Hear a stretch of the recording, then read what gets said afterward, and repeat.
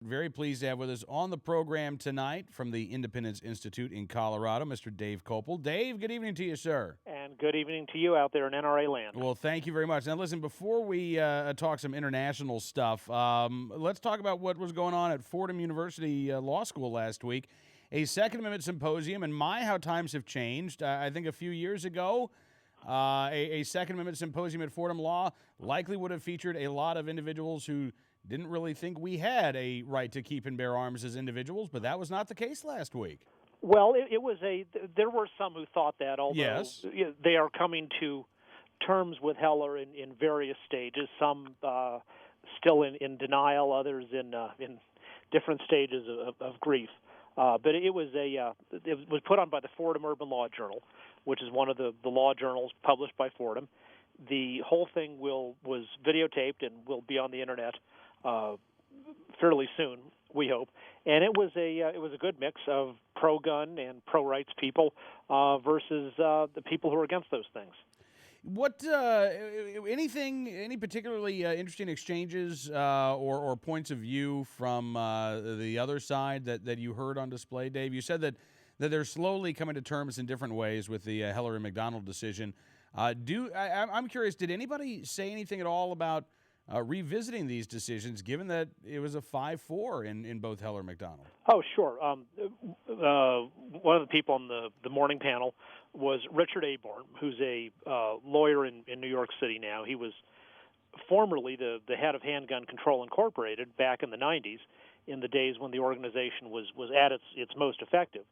And you can you can see why he was a good advocate for his cause. His speech was a very moderate kind of thing.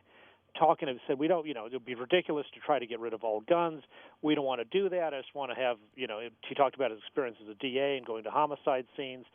And so he was, he did the one gun a month and the gun shows and the so-called assault weapons and all that, but always making sure to say he was not against gun ownership in general. But on the other hand, the paper he's writing for the Journal Special Symposium issue is very much about how to get rid of Heller and McDonald and ways in which they could be overturned or limited. Likewise on the last panel of the afternoon was Saul Cornell, who's now in the history department at Fordham, and this guy Patrick Charles, who's a lawyer, and they've written these articles where they continue to insist that Heller was historically wrong because they're historical experts, and all the people who disagree with him just have no idea what they're talking about, and they're all either self-deluded or incompetent. Really? So still some trouble accepting the decisions. Absolutely. I would say there was a representative from Michael Bloomberg's office who was in the tone in which he came across was, again, very sedate and respectable and plausible, and was certainly not doing what Michael Bloomberg does, which is sometimes just go off on saying this crazy stuff, which anybody who knows anything about gun laws knows is wrong. Like when Bloomberg goes on one of those morning talk shows and says that the normal rules about selling guns don't apply at gun shows. Right. That there's some kind of brigadoon that are for a weekend the gun show descends and there are no gun laws at all. He didn't say things like that. He was just trying to talk about background checks at gun shows and things like that. Interesting. So a much more sedate message from Mayors Against Illegal Guns than what we normally hear? From this guy. I think it partly just depends on the personality of who gets sent. To be technical, he was representing the mayor's office, not the organization Mayors Against Illegal Guns. And it wouldn't surprise me, actually, if the people in the mayor's office who have, I would bet most of them, prior experience in government at some level, have a better sense about how to come across than the more fervent folks who run Mayors Against Illegal Guns. Okay. Now, listen, while we've got you here, I ran across a story a couple of days ago down in Venezuela. We've talked about Hugo Chavez and his gun laws before. They have instituted over the past couple of years new gun control restrictions. Now, The Venezuelan government has simply suspended gun sales for a period of 1 year, and it is, quote, also encouraging citizens to register their guns. What's going on there, Dave? Well, this is the classic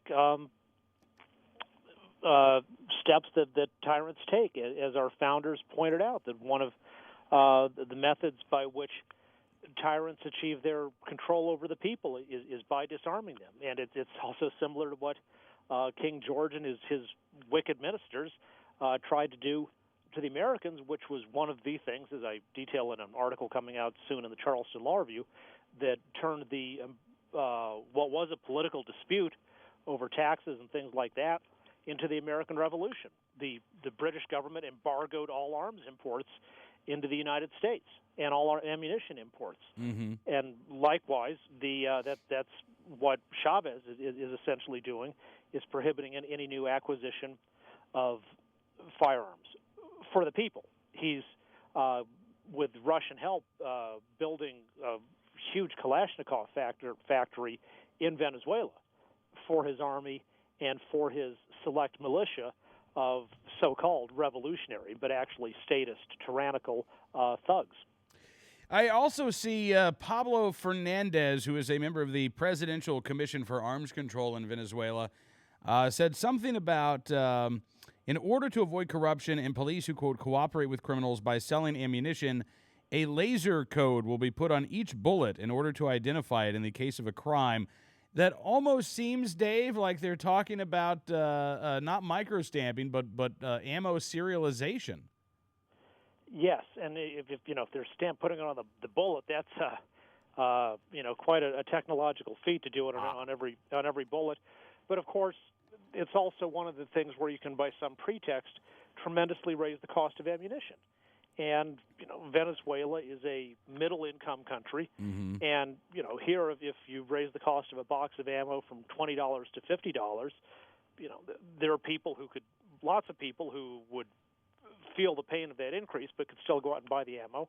But in Venezuela, it would literally make it inaccessible to some people, and it would certainly, for the vast majority of the people, make it much more difficult for them to practice and acquire safety and proficiency with a firearm, which of course is the point of the whole thing. Right. And of course, my guess that it would raise the cost from $20 to $50, could be wrong. It might be a much larger increase than that if you're talking about actually serializing each bullet. Well, I'm wondering how they're going to do that. I mean, I guess we've talked with I remember it was a few years ago. I went back and forth with the guy who had started ammo coding systems, and this was his big idea. Was that you could, laser etch a unique identifier on every round of ammunition. Again, the cost of retooling the factories to do something like this would be extraordinarily expensive, and I'm guessing this could only be done for domestic production in Venezuela if they were even doing it there. Well, that's right, and it's a way of telling it's a way of saying, even after we lift supposedly, if this 1 year import ban is ever lifted, there aren't manufacturers who can afford to retool their entire factories where they sell ammunition to countries all over the world, that they can afford to do this just for the Venezuelan market. Right. And that's the point, is they'll just have to stop making for the Venezuelan market. And that's one of the reasons why reloading is a tremendously important thing, because it's one of the things where if there's a large base of reloading equipment in a nation, as there is in the United States, then it provides some ability for people to get around that. Now, obviously not entirely, because primers are rather hard to get. Mm-hmm. Or they're hard to manufacture at home, even though you can make black powder at home. It's pretty hard to make modern smokeless powder.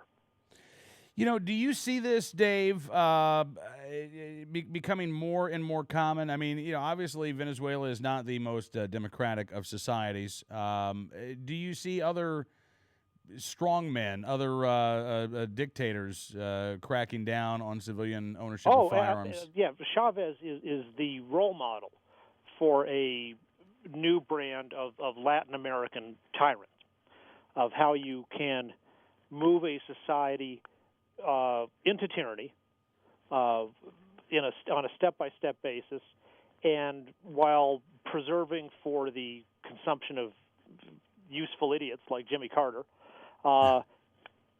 some thin veneer of purported adherence to the democratic process.